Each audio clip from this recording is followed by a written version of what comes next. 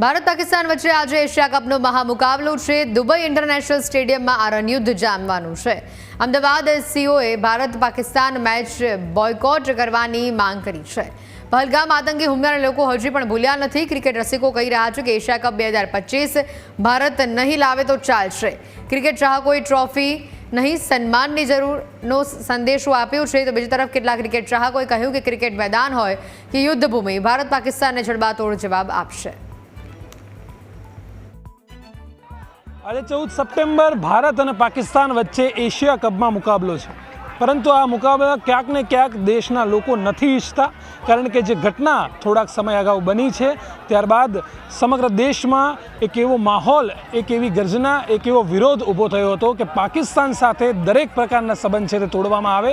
કારણ કે જે લોકો હતા પોતે હરતા ફરતા ખુશ હતા, તેને આતંકવાદી વિચારધારાવાળા લોકોએ તેમને ક્યાંક ને ક્યાંક મારી લીધા, તેમને જીવ લઈ લીધો. એટલે તેના જ કારણે ક્યાંક ને ક્યાંક અત્યારે આ મેચ પણ જે થઈ રહી છે, લોકો તેને બોયકોટ કરી રહ્યા છે, લોકો તેને જોવા નથી માંગતા. ત્યારે અમદાવાદીઓ ખરેખર શું વિચારી રહ્યા છે, આપણી સાથે ઘણા મિત્રો અહીંયા છે, તેમની સાથે વાત કરીશું.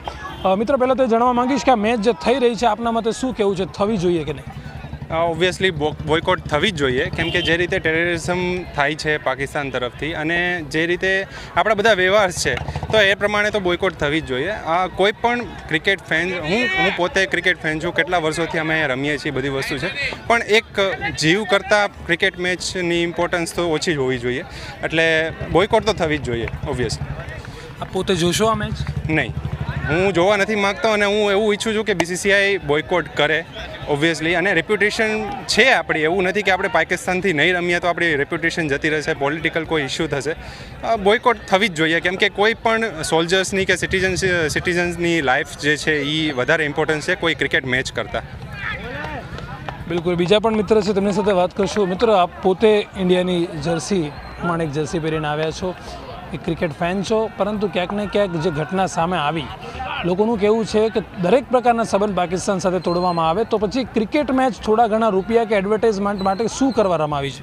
ના થવી જોઈએ મેચ તો. જે આપણે આગળ બી જે બધા કરારો તોડી કાઢ્યા છે આપણી સાથે, તો જે પ્રમાણે આગળ મેચ બી રદ કરી દેવી જોઈએ. કારણ કે જેમને પ્રમાણે કીધું કે જીવ પૈસા કરતાં મતલબ જીવને આપણે વધારે ઇમ્પોર્ટન્ટ આપવું જોઈએ પૈસા કરતાં. તો એ પછી જે લોકોના શહીદ થયા છે, આપણા જે જવાનો છે, જે આપણા નાગરિકો છે, તેને આપણે ઇમ્પોર્ટન્ટ આપીને મેચને રદ કરી દેવી જોઈએ. આપ પોતે જોશો આ મેચ? મેચ જોવાનો કોઈ મતલબ રસ જ નથી. આવી રીતનું થાય જે પહેલાં સારા રીતે આપણે, જેમ કે ઇન્ડિયા ઓસ્ટ્રેલિયા મેચ છે, આપણે સારા કરારો બી છે, જે જોવાની બી મજા, આમાં જોવાનો કોઈ રસ નથી મેચ જોવાનો. દર વખતે ટિકિટો છે કલાકોમાં સોલ્ડ આઉટ થઈ જતી હોય છે, આ વખતે હજી પણ સીટો ખાલી પડી છે. હા, એ બી છે. તમે જોઈએ કે ભાઈ આઈપીએલની ટિકિટ છે કે કોઈ ઇન્ટરનેશનલ મેચની ટિકિટ હોય છે, એ જલ્દી સોલ્ડ આઉટ થતી હોય છે. આ વખતે મેચની જે ટિકિટ છે એ બી એટલું બધું કોઈ ખાસ જોવા નથી મળી કે કોઈ ફટાફટ સોલ્ડ થતી હોય એમ. બિલકુલ. બીજા પણ એક વ્યક્તિ છે, એમની સાથે વાત કરીશું. મિત્ર, આપ પોતે ક્રિકેટ રસિયાઓ છો, પોતે વહેલી સવારે ક્રિકેટ રમવા આવી જાઓ છો, પરંતુ ક્યાંક ને ક્યાંક ક્રિકેટની રમત દેશના લોકો કરતાં વધારે ઇમ્પોર્ટન્ટ છે. ઓબ્વિયસલી આપણે જે નાગરિકો અને જે આપણે ફેન્સ છે એ આના માટે તો ખરેખર ઇન્ટરેસ્ટેડ નથી જ, કારણ કે જે બનાવો બનેલા છે, જે એમને અને હજી પણ એ લોકો પ્લાન કરી જ રહ્યા છે આ વસ્તુ માટે, તો એમને આ પ્રમાણે આપણે એમને સહયોગ આપીને કોઈ મતલબ નથી. એટલે આપણે તો આ મેચ જોવી જ ના જોઈએ ખરેખર. શું કહેશો, આપ પોતે આ મેચ જોશો? ના, આમાં કોઈ ઇન્ટરેસ્ટ જ નથી. જેમાં બીસીસીઆઈને આ વસ્તુ ખરેખર આપણે વિચારવા જોઈએ કે આટલો જો આપણે વિરોધ હોવા છતાં પણ આપણે એમને આ વસ્તુ માટે સહયોગ આપ્યો. ખરેખર આપણે બધા ઇન્ડિયન્સે આ વસ્તુ તો ના જ જોવી જોઈએ અને બોયકોટ કરવું જોઈએ.